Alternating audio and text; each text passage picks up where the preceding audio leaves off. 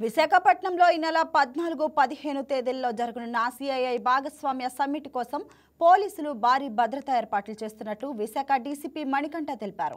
నిన్న ఢిల్లీలో జరిగిన సంఘటన నేపథ్యంలో నగరంలో భద్రతను మరింత కట్టుదిట్టం చేసినట్లు చెప్పారు. అన్ని ప్రధాన రహదారుల్లో పోలీసులు గట్టి బందోబస్తు చేసినట్లు చెప్తున్న డీసీపీ మణికంఠతో విశాఖపట్నం నుంచి మా special correspondent Durgaprasad face to face. ఈ నెల 14-15 తేదీలో విశాఖ వేదికగా జరగబోతున్న పార్ట్నర్షిప్ సమ్మిట్ సంబంధించి ఆ ప్రాంగణాన్ని పోలీసు పహారా కాస్తున్నారు. ప్రస్తుతం మనతో పాటు డీసీపీ మణికంఠ గారు ఉన్నారు. వారి మాట అడిగి తెలుసుకుని ప్రయత్నం చేద్దాం. సార్, ఏదైతే ఈ సమ్మిట్ సంబంధించి ఎంతమంది పోలీసు పహారా కాస్తున్నారో, మరోవైపు నిన్న జరిగిన ఢిల్లీ సంఘటన నేపథ్యంలో ఏ విధంగా భద్రత పెంచబోతున్నారు? ఇప్పుడు ఏదైనా సరే ఒక లొకేషన్లో మనం భద్రత ఇస్తున్నామంటే మనము కనీసం 3 అంచెలుగా భద్రత అనేది ఉంటుంది. ఇప్పుడు సిఐఏ సమ్మిట్ అంటే వేరియస్ డిగ్నిటరీస్ ఫారిన్ కంట్రీస్ నుంచి అలానే ఇండియాలో అన్ని లొకేషన్స్ నుంచి కూడా వస్తున్నారు. సో మన భద్రత ఫస్ట్ మన ఎయిర్పోర్ట్ దగ్గర నుంచి స్టార్ట్ అవుతుంది. అలానే రూట్ ఎవరైతే వాళ్ళు వస్తున్నారో రూట్, అలానే వాళ్ళు ఉండే అకామిడేషన్స్, ఫైనల్గా అకామిడేషన్స్ నుంచి వెన్యూ ఏదైతే సరే మనకు ఆంధ్ర యూనివర్సిటీలో ఉందో ఇక్కడ ఈ ఆంధ్ర యూనివర్సిటీలో కూడా అంచెలంచెలుగా మన భద్రత అనేది ఉంది. సో కట్టుదిట్టంగా చర్యలు చేపట్టడం జరిగింది. అండ్ నిన్నటి నుంచి కూడా మనము వేరియస్ లొకేషన్స్లో వెహికల్ చెకింగ్ చేయడము, చెక్ పోస్టులు పెట్టడము, అండ్ రైల్వే స్టేషన్స్లో బస్ స్టాండ్స్లో కూడా ర్యాండమ్గా చెకింగ్స్ చేయడము, ఈవెన్ యూనివర్సిటీ క్యాంపస్ చుట్టుపక్కల ఏరియాస్లో కూడా ఎన్యూమరేషన్ చేయడము, కొత్త వాళ్ళు ఎవరైనా తిరుగుతున్నారా అని అన్ని రకాలుగా మనం భద్రతా చర్యలు చేపట్టాము. నిన్న ఏదైతే ఢిల్లీ సంఘటన నేపథ్యంలో బలగాలు పెంచే అవకాశం ఉందా? అండ్ క్షుణ్ణంగా అటు విద్యార్థులు కూడా ఈ రోడ్లో ప్రయాణిస్తున్నప్పుడు ప్యాసింజర్లు ప్రయాణికులు ఈ రోడ్లో వస్తున్న నేపథ్యం ఇటువంటి ప్రణాళిక చేయబోతున్నారు. అండ్ ఏ విధంగా చెకింగ్ చేయబోతున్నారు ప్రాంతం? ఇప్పుడు 14-15 ఏదైతే జరుగుతుందో ఆ 14-15 తారీఖుల్లో ఈ ఎస్పెషల్లీ ఏయూలో నుంచి రాకపోకలన్నీ నిషిద్ధపడ. సో ఓన్లీ డెలిగేట్స్ ఎవరైతే సరే సిఐఏ కోసం వస్తారో వాళ్ళకే ఎక్స్క్లూజివ్గా ఇక్కడ పెట్టడం జరుగుతుంది.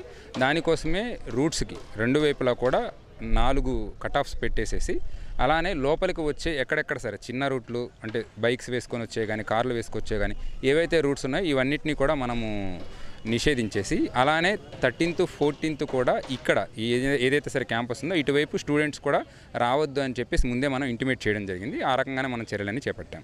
ఫైనల్గా అంటే ఓవరాల్గా డెలిగేట్స్ ఎక్కువ వస్తున్న నేపథ్యంలో వారు స్టే చేసిన హోటల్ దగ్గర ఏ విధంగా భద్రత ఏర్పాటు చేస్తారు? మరోవైపు ట్రాఫిక్ సమస్య కూడా పెరిగే అవకాశం ఉన్న నేపథ్యంలో ప్రజలకు మీరు ఇచ్చే సూచన ఏంటంటే?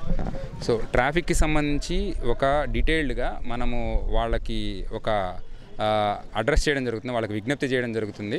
సో ముందలగానే ట్రాఫిక్ ఎలా ఉంటుంది, ఎక్కడెక్కడ ఆంక్షలు విధిస్తాము, ఎక్కడెక్కడ డిలే అయ్యే అవకాశాలు ఉన్నాయి, అండ్ ప్రయాణికులు ఎటువంటి రూట్ తీసుకోవాల్సి వస్తుంది అని చెప్పేసి కంప్లీట్ డీటెయిల్గా కూడా మేము ఒకటి తయారు చేసాము. వాళ్ళకి ఇది సర్క్యులేట్ చేస్తాము. అలానే FM స్టేషన్లోను న్యూస్ ఛానల్స్లోను అందరికీ కూడా ప్రజలకి చెప్పడం జరుగుతుంది. సో మనము ప్రజలకి లీస్ట్ ఇన్కన్వీనియన్స్ కల్పించే ఉద్దేశంలోనే ఉన్నాము. అలానే ఏయూ వైపు ఈ లోపల ఉండే వైపు కాకుండా ఆల్టర్నేట్ రూట్స్ అయితే ఏవైతే ఉన్నాయో అటు మనం డైవర్షన్స్ ఇవ్వడం జరుగుతుంది. సో మేము we are dedicated to cause very least inconvenience to the normal public. ఉన్న ప్రధాన ప్రాంగణంలో 14-15 తేదీలు సమ్మిట్ జరుగుతున్న నేపథ్యంలో పోలీసు పహారా అవుతున్నాయి. నేను జరిగిన ఢిల్లీ సంఘటన నేపథ్యంలో పోలీసు బలగాలను పెంచుతూ మరోవైపు ట్రాఫిక్ సమస్యకు ప్రధానంగా ఉన్న నేపథ్యంలో ఆ డైవర్షన్ రూట్ కూడా ఇప్పటికే ప్రకటన జరిగింది. ఆ 2 తేదీలు కూడా ప్రజలు కూడా ఆ డైవర్షన్ రూట్లో వెళితే ఈ యొక్క ప్రాంతం అంతా కూడా మంచిగా కార్యక్రమం జరిగే అవకాశం ఉన్న నేపథ్యంలో దానికి సంబంధించి ఇప్పటికే ఆ ట్రాఫిక్ విభాగంతో కూడా ఒక ప్రణాళికలు చేస్తూ మీటింగ్ కూడా ఏర్పాటు చేయడం జరిగింది. అండ్ ఈ ప్రాంతంలో సంచరించిన ప్రజలంతా కూడా పోలీసులు పూర్తిగా వారు చెకింగ్ చేస్తూనే లోపలికి అలౌ చేస్తున్న అంశాన్ని కూడా మనం చూడొచ్చు. వీడియో జర్నలిస్ట్ గణేష్తో దుర్గాప్రసాద్, YK న్యూస్, విశాఖ.